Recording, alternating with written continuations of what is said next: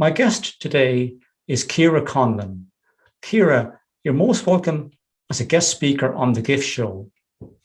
Thank you very much, John. Ciara Conlon is a life and leadership coach. She helps busy people to manage their work and life. She's the author of 3 books and an audible course. Ciara, tell the audience all about yourself. So yeah, I'm a life and leadership coach. I have been a coach for about 14 years now. And the areas that I work in mainly are around productivity, team performance, and habit mastery. So that's a part that I love to work on. So I've been a coach before that. I worked in engineering. I was a technical support engineer. I was a web designer. I owned an English language school in Spain. So there's been many iterations of, of who I am over the years. Now, to touch on all that work you've done in the past, you suffered from depression and overwhelm, and you transformed yourself. You're now the author of 3 books and an audible course. How did this happen? Yeah, well, I suppose for me, a lot of my struggles came around when I became a parent. I found it quite difficult to run a business or to work and look after the kids and have time for me. So I found it quite difficult after my 3rd son. I'm the mother of 3 boys, and the 2 youngest ones are very close in age. So I was quite struggling at that period. And I didn't really know where I was going. As I said, I had lots of different jobs. I had left my job as a technical support engineer after my 2nd child. And then my husband's South African. We had gone to South Africa for a year, had the 3rd child. I was always starting businesses, John, and not really knowing where I was going. And, so there was a lot of internal turmoil, I suppose, knowing that there was more there for me, but not knowing quite how to do it. And really it was when I always say to people, some people find religion, but for me, finding productivity was a pivotal moment for me, because it helped me to focus. It helped me to realize all of these ideas that I had, all of these potential business ideas or books that I wanted to write. Learning how to focus and plan time really helped me to, start achieving things, start achieving goals. And that really helped me to feel better about myself, obviously. And once you achieve one goal and you start to see how that's possible, so that would have been, I suppose, the turning point of things for me. It would appear to take a saying from a great film called One Flew Over the Cuckoo's Nest: a rolling stone gathers no moss. And I think that probably applied to part of your life when you were having your family and you were moving around a lot from Ireland to South Africa and back. And it would appear that you're a person who needs structure around their life. I'm quite the opposite. I can nearly swim myself out of a disaster and recover pretty quickly. That's just myself, because I prefer a more unstructured lifestyle and less to do with plans and more around keeping my options open. And that's how I run my life. Everybody is different. And I think you have to find what works best for yourself. Absolutely. And for me, I suppose my first book was called Chaos to Control, because it was acknowledging that that's the way I was. And, all of the plans, all of the ideas, but none of them were actually, I wasn't following through on any of them. I'd start a business. I was quite techie, so I'd create a website and never complete it. But that was what learning how to plan my time and to put structure on my life That's what helped liberate me, I suppose, from myself. It gave me that foothold to be able to get more done. So yeah, that lack of structure didn't work for me, and it was making me quite unhappy, as well as, not achieving anything. So just to delve a bit deeper here, Ciara, what thoughts were in your head when you decided to leave your job as a technical support person and to go out there into the big, brave world of self-employment? I think, I come from a family of entrepreneurs, let's say, so it was always there. So my first job I created for myself. I opened a language school in Spain. So that was always there, that potential. But at that time, when I left being a technical support engineer, it was a maternity leave. So it was kind of a time of life where you do rethink things. But, I suppose I always knew that there was much more that I wanted to achieve, that staying within an organization wasn't really, even though I liked that part of I'm an extrovert, so the team environment worked well, and I worked with lovely guys, so it was a nice time in my life. But I knew I had to do something for myself, and I suppose having the small family as well, it does encourage you sometimes to want that more flexibility, and to have that achievement and flexibility obviously is the ideal. For me, it was anyway. Yeah.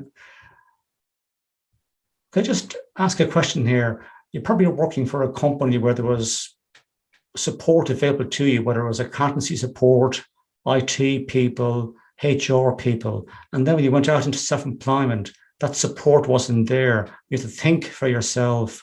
You had to paddle your own canoe. Would that be a reason why you might have struggled to get your own business started?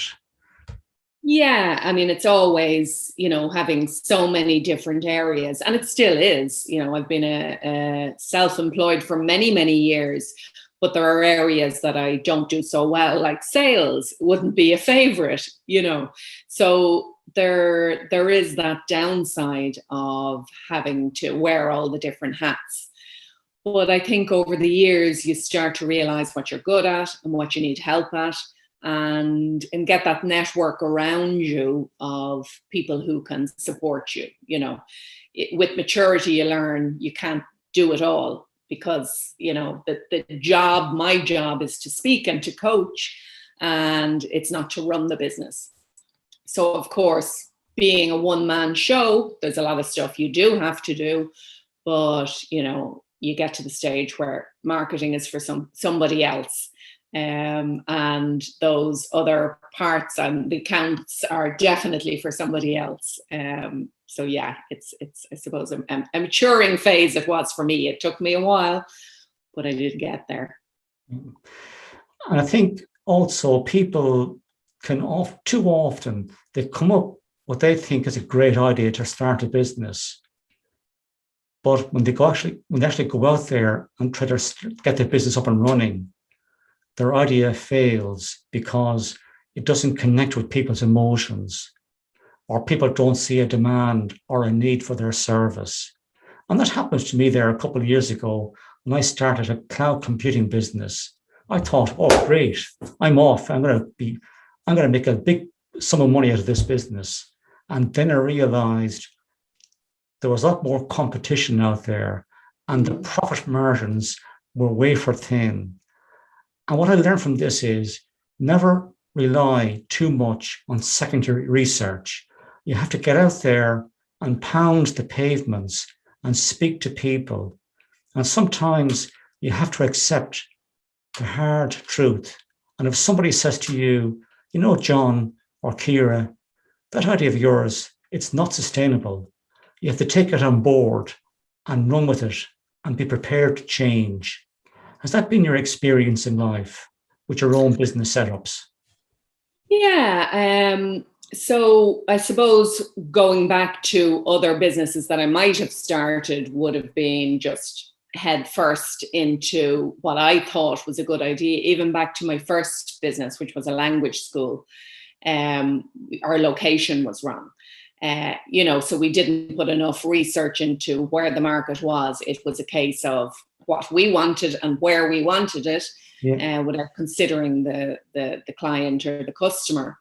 So yeah, I've made every mistake over the years. I think when it comes to being a speaker, or I do think a lot of us go into it because we find there's a subject that we're passionate about that we want to share. So in one sense, we can be bad at looking at the market because it's something we want to speak about. But again, with experience, you start to learn what exact, let's say, area within that subject is what people want and what people need. But yeah, in recent years, I would have, taken that more into consideration around what's the market looking for, rather than what do I just want to do with my business. So it's a very good point to bring across. Yeah. I'd also say to people, and this is what I learned from myself, is you have to have an emotional connection with your client or with your potential clients. They have to see the benefit in the service you're offering. Otherwise, it's very hard to win business. At what point did you realize you could establish an emotional connection with people if you were to help them to put more structure around their work and personal lives? Yeah, I think a lot of what I do is based on emotion, and a lot of, as we know now, that human behavior and human decision making is predominantly comes from the emotional part of the brain.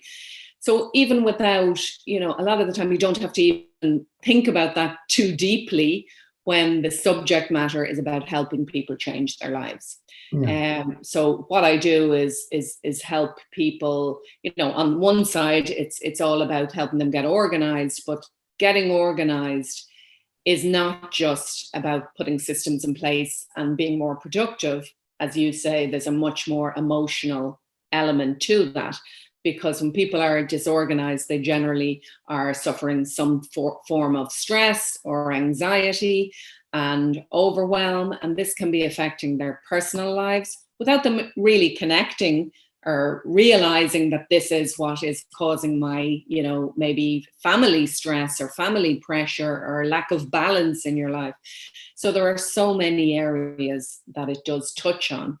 And, with any type of coaching, it's always coming back, I suppose, to that emotional piece and how a person feels about themselves and how they want to feel. Because when we strive for goals, it's because we think we will be happier. When we achieve this, when I get this, that my life will change in some way. So I think it's easy enough, I suppose, in my field to make that emotional connection. I think from experience, an awful lot of people, what they have is a good idea, but very often they lack the means to achieve the goal. But you touch on something else that's very important in life for self-employed and employed people, and that's the importance of being able to unwind. How do you unwind, may I ask, Ciara? Absolutely. So I started meditating about 10 years ago. And that for me is a very important part of my daily routine, because I was speaking to a client about this yesterday, actually. It's when a lot of people, when they start to meditate, they think, is this making any difference? I'm not good at this. My mind is too busy. And very often it's the absence of meditation that makes you realize the benefit. So when people stop meditating, then they kind of realize the stress is there or it's coming back. So that's the first part for me, keeping, the daily practice. It keeps my stress threshold at a lower point so that I'm calmer overall. But I have a dog. I walk the dog. I try to take breaks even between, especially now when we're on camera a lot. Between coaching sessions, I will go out in the garden and get some fresh air. In the summertime, I'll take my shoes off and try and, get the grass underneath my feet. So it's very simple things. And that's what I experience and what, I see with my clients. It's creating the smallest little routines or habits, and that can really make a difference. That can be just the 5-minute breaks. The different ways that we have to disconnect from all of the tech. But yeah, for me, it's probably just walking, nature, and meditation are my go-tos. Yeah. Many years ago, I used to be a sprinter, a 200 and 400 meter sprinter. But nowadays, I would probably call myself at best a jogger. But I find that getting out in the morning time for a walk or a jog or a combination of the two really helps me to set myself up for the day and be positive and gets my energy level up. How has the COVID-19 pandemic impacted your business, Ciara? The beginning of it, my calendar emptied out very quickly. So probably from March to August last year, I had a lot of speaking events booked in, and one by one, they were falling out of the calendar. So, a lot of companies were saying, we'll put it on hold. We just want to see how things are panning out. But then come September, fortunately, things changed. And I think a lot of companies are investing. A lot of the work that I do in speaking is around mindset and balance and remote productivity, so there was a lot of uptake in that type of work. And for me, fortunately, that's continued. I think organizations are investing in their people, especially around that well-being piece to help people to manage themselves better. So that's been useful. But before the work started to come in, I took that period to work on my business.